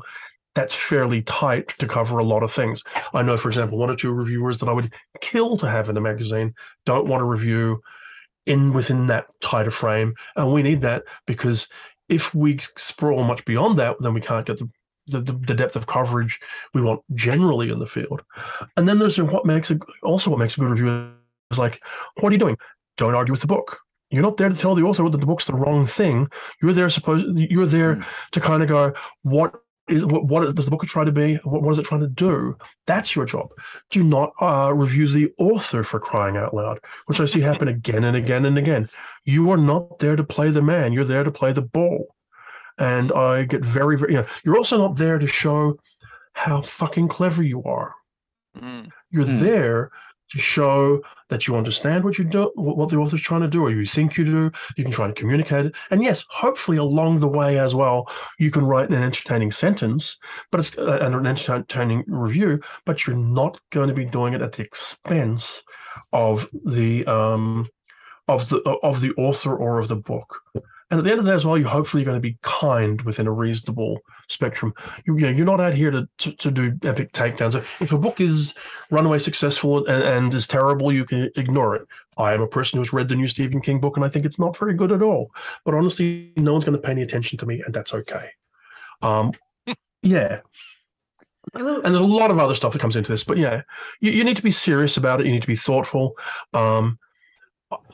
And then go from there, and hopefully, you're going to know enough. You got to give people context when you're giving them a book review. What is the book? Where does the author come? Where is the author coming from? Not where are they from? That sort of stuff. So anyway, I could bang on for far too long. No, I love it. No, it's not too long. Yeah, that's great. This is good stuff. I would say, I right out of college, I had a job as a reviewer for the Near North News for their theater section, and I was their second string reviewer, which meant that I got all of the tickets that the first string reviewer had passed on, and they were generally not very good, right? I'd go to these plays that were, and I wrote for them for a summer, and I think I took a fair bit of delight in writing scathing reviews, and in retrospect, I really regret it. It was mean-spirited and not kind. And I was 20 and I didn't know any better. And you and as stated, one avoids that by not making people go watch things they don't actually want to. But even I have lots of books in this that I could be reading instead model is avoids that problem. Yes, of you simmering after having gone to see a crap but show. even with I didn't have to bring out the knives quite as much as I did, right? I could have, and so one thing. And I guess the other thing I would say now is I'm much more aware of any review is giving publicity to a text, right? And so that's why you end up mostly favorable reviews, because if it's bad, why would you want to give it more publicity, right? So you do tend to give the space to the work that you think is worth engaging with. So it's true. Are there cases where, it's interesting as reviews editor, are there cases where there's a book that it seems important that somebody cover and nobody wants to? You reach a point where you're like, this book is having a big impact in the field, but nobody wants to touch it. Does that ever happen? Or yes. And then what happened? Do you persuade somebody to take it after all, or do you just? Sometimes you're successful in getting the book reviewed, and sometimes you're not. Right. Okay. I'm not going to unpack that. No, I didn't think you were going to. I knew that was that. I mean, I guess a natural follow-up question, listening to hear you say those things, is like, we often pitch this as like, oh, young writers, whatever. But of course, there's lots of like ways to get into the thing. And one question is like, how do people become you guys? How would somebody start out to be a reviewer, critic, anthologist, that kind of thing?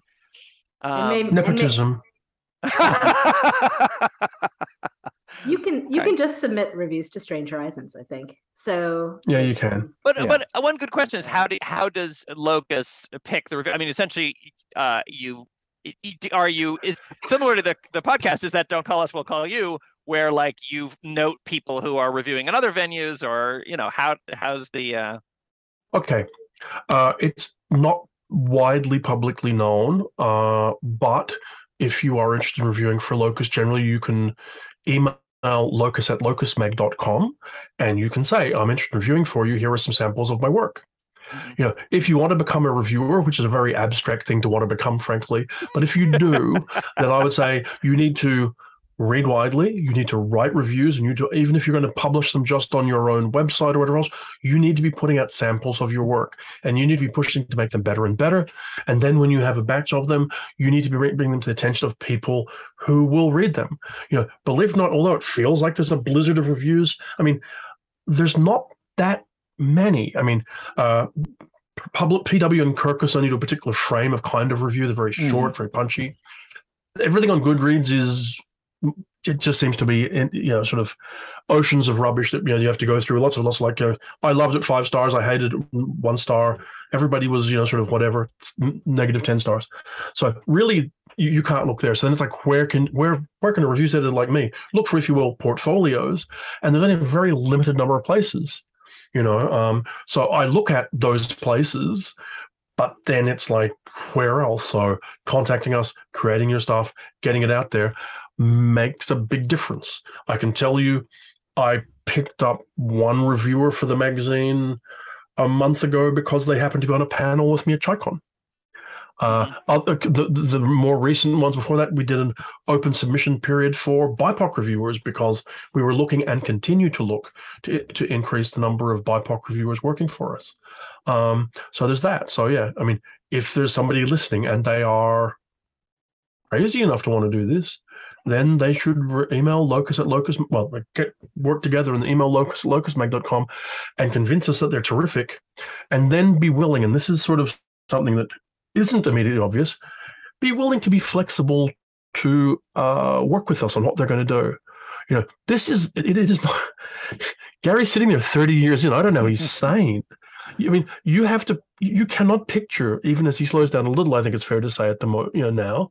I mean, this is a guy who for the first 20 years is doing 6 books a month, 12 months a year. Yeah. And that's on top of whatever he's reading personally. And then now it's about 4 books a month reliably, and sometimes more, but certainly 4 books a month every month. And there's no mucking about. And we do send him a lot of books, but he's aware of what he wants. He lets us know, We have other reviewers like that. If you're not up for reviewing month after month, then it's not your thing. And it's astonishing number of people go, oh, can I do one here and one there? And you're, no, I need someone who will be reliable, who I can go, do that. And if you can do that, we may have use for you. I think it's fair to say it's closer to journalism than it is to academic scholarship. And one of the problems that I've run into is, for example, we deal with people who are in academia who are used to writing either reviews for science fiction studies or extrapolation or foundation, or writing articles for a journal, where they will spend 6 months writing a 5,000-word article. They get a review, and I also review for the academic magazines occasionally, for science fiction studies at least. And somebody who comes in with the attitude, I need 6 months to write this review and it's going to be 2,000 words, is probably not going to do well at Locus. Right. You need to approach it as, I can say, more as journalism and less as scholarship. It's not, and it's not a literary essay. If you want to write a literary essay about a book or an author, that's great. Put it in a literary journal, but you can't pack it into a review. Mm-hmm. I have one cautionary note, maybe, which is, I mean, I really eased off on writing reviews when I started writing and publishing more of my own work, because it can get a little fraught when you're reviewing colleagues and you're also trying to publish at the same time. I almost feel like maybe it would make sense to review under a pseudonym if you're also a working writer. I don't know, but that's just something to mull. We should start wrapping up. We've kept you for more than 2 hours at this point, which we so appreciate the time. Gary just sent me down a path. I don't know whether this can be done quickly, but I'm now thinking about what is the difference between the reviewer's job and the critic's job? And I don't know if you could put that into a pithy sentence or two, but I might throw that out as my last question. I have a one sentence answer to that, which I use for students. A critic is writing for an audience that you assume has read the books you're talking about. A reviewer is writing for an audience that has not read the books you're talking about. Excellent. That sounds good to me. So, so let's wrap up. I will say that that all sounded that's very accurate. It makes sense and it's very functional. And the Locus reviews are largely good for finding out if you in fact want to read those books. But they are. It is also. I don't want to underplay that. It is also sometimes a pleasure to read the reviews in themselves, and particularly there is a good amount, and I think this is interesting, of juxtaposition of different books and following of different themes and noting trends and so on. That's a bit above the individual one-off. Do you want to read this book? And is more there's not that much room for it, so I don't want to encourage prospective reviewers to go nuts and fill paragraphs. But I do enjoy the grace notes in the reviews of saying we have seen more of this. This is emerging. It's interesting how this author and these author are playing against each other, and that there is a level of critical analysis I think is interesting over the broad sweep of them.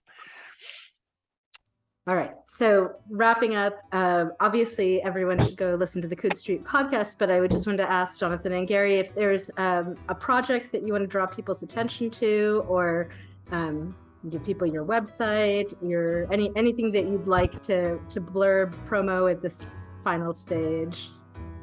I think you've already mentioned it, which is that the do what we can to help Locus Magazine these days. Yeah, I'd say if you go to www.locusmag.com and consider supporting the magazine.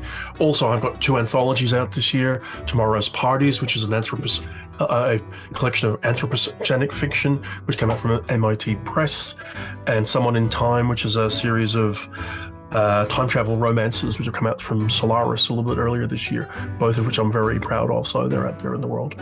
Awesome. We will link to them in the show notes. So thank you all so much. Yes, thank you both for being with us, and also otherwise for your prodigious contributions. Great fun. Thank you very much.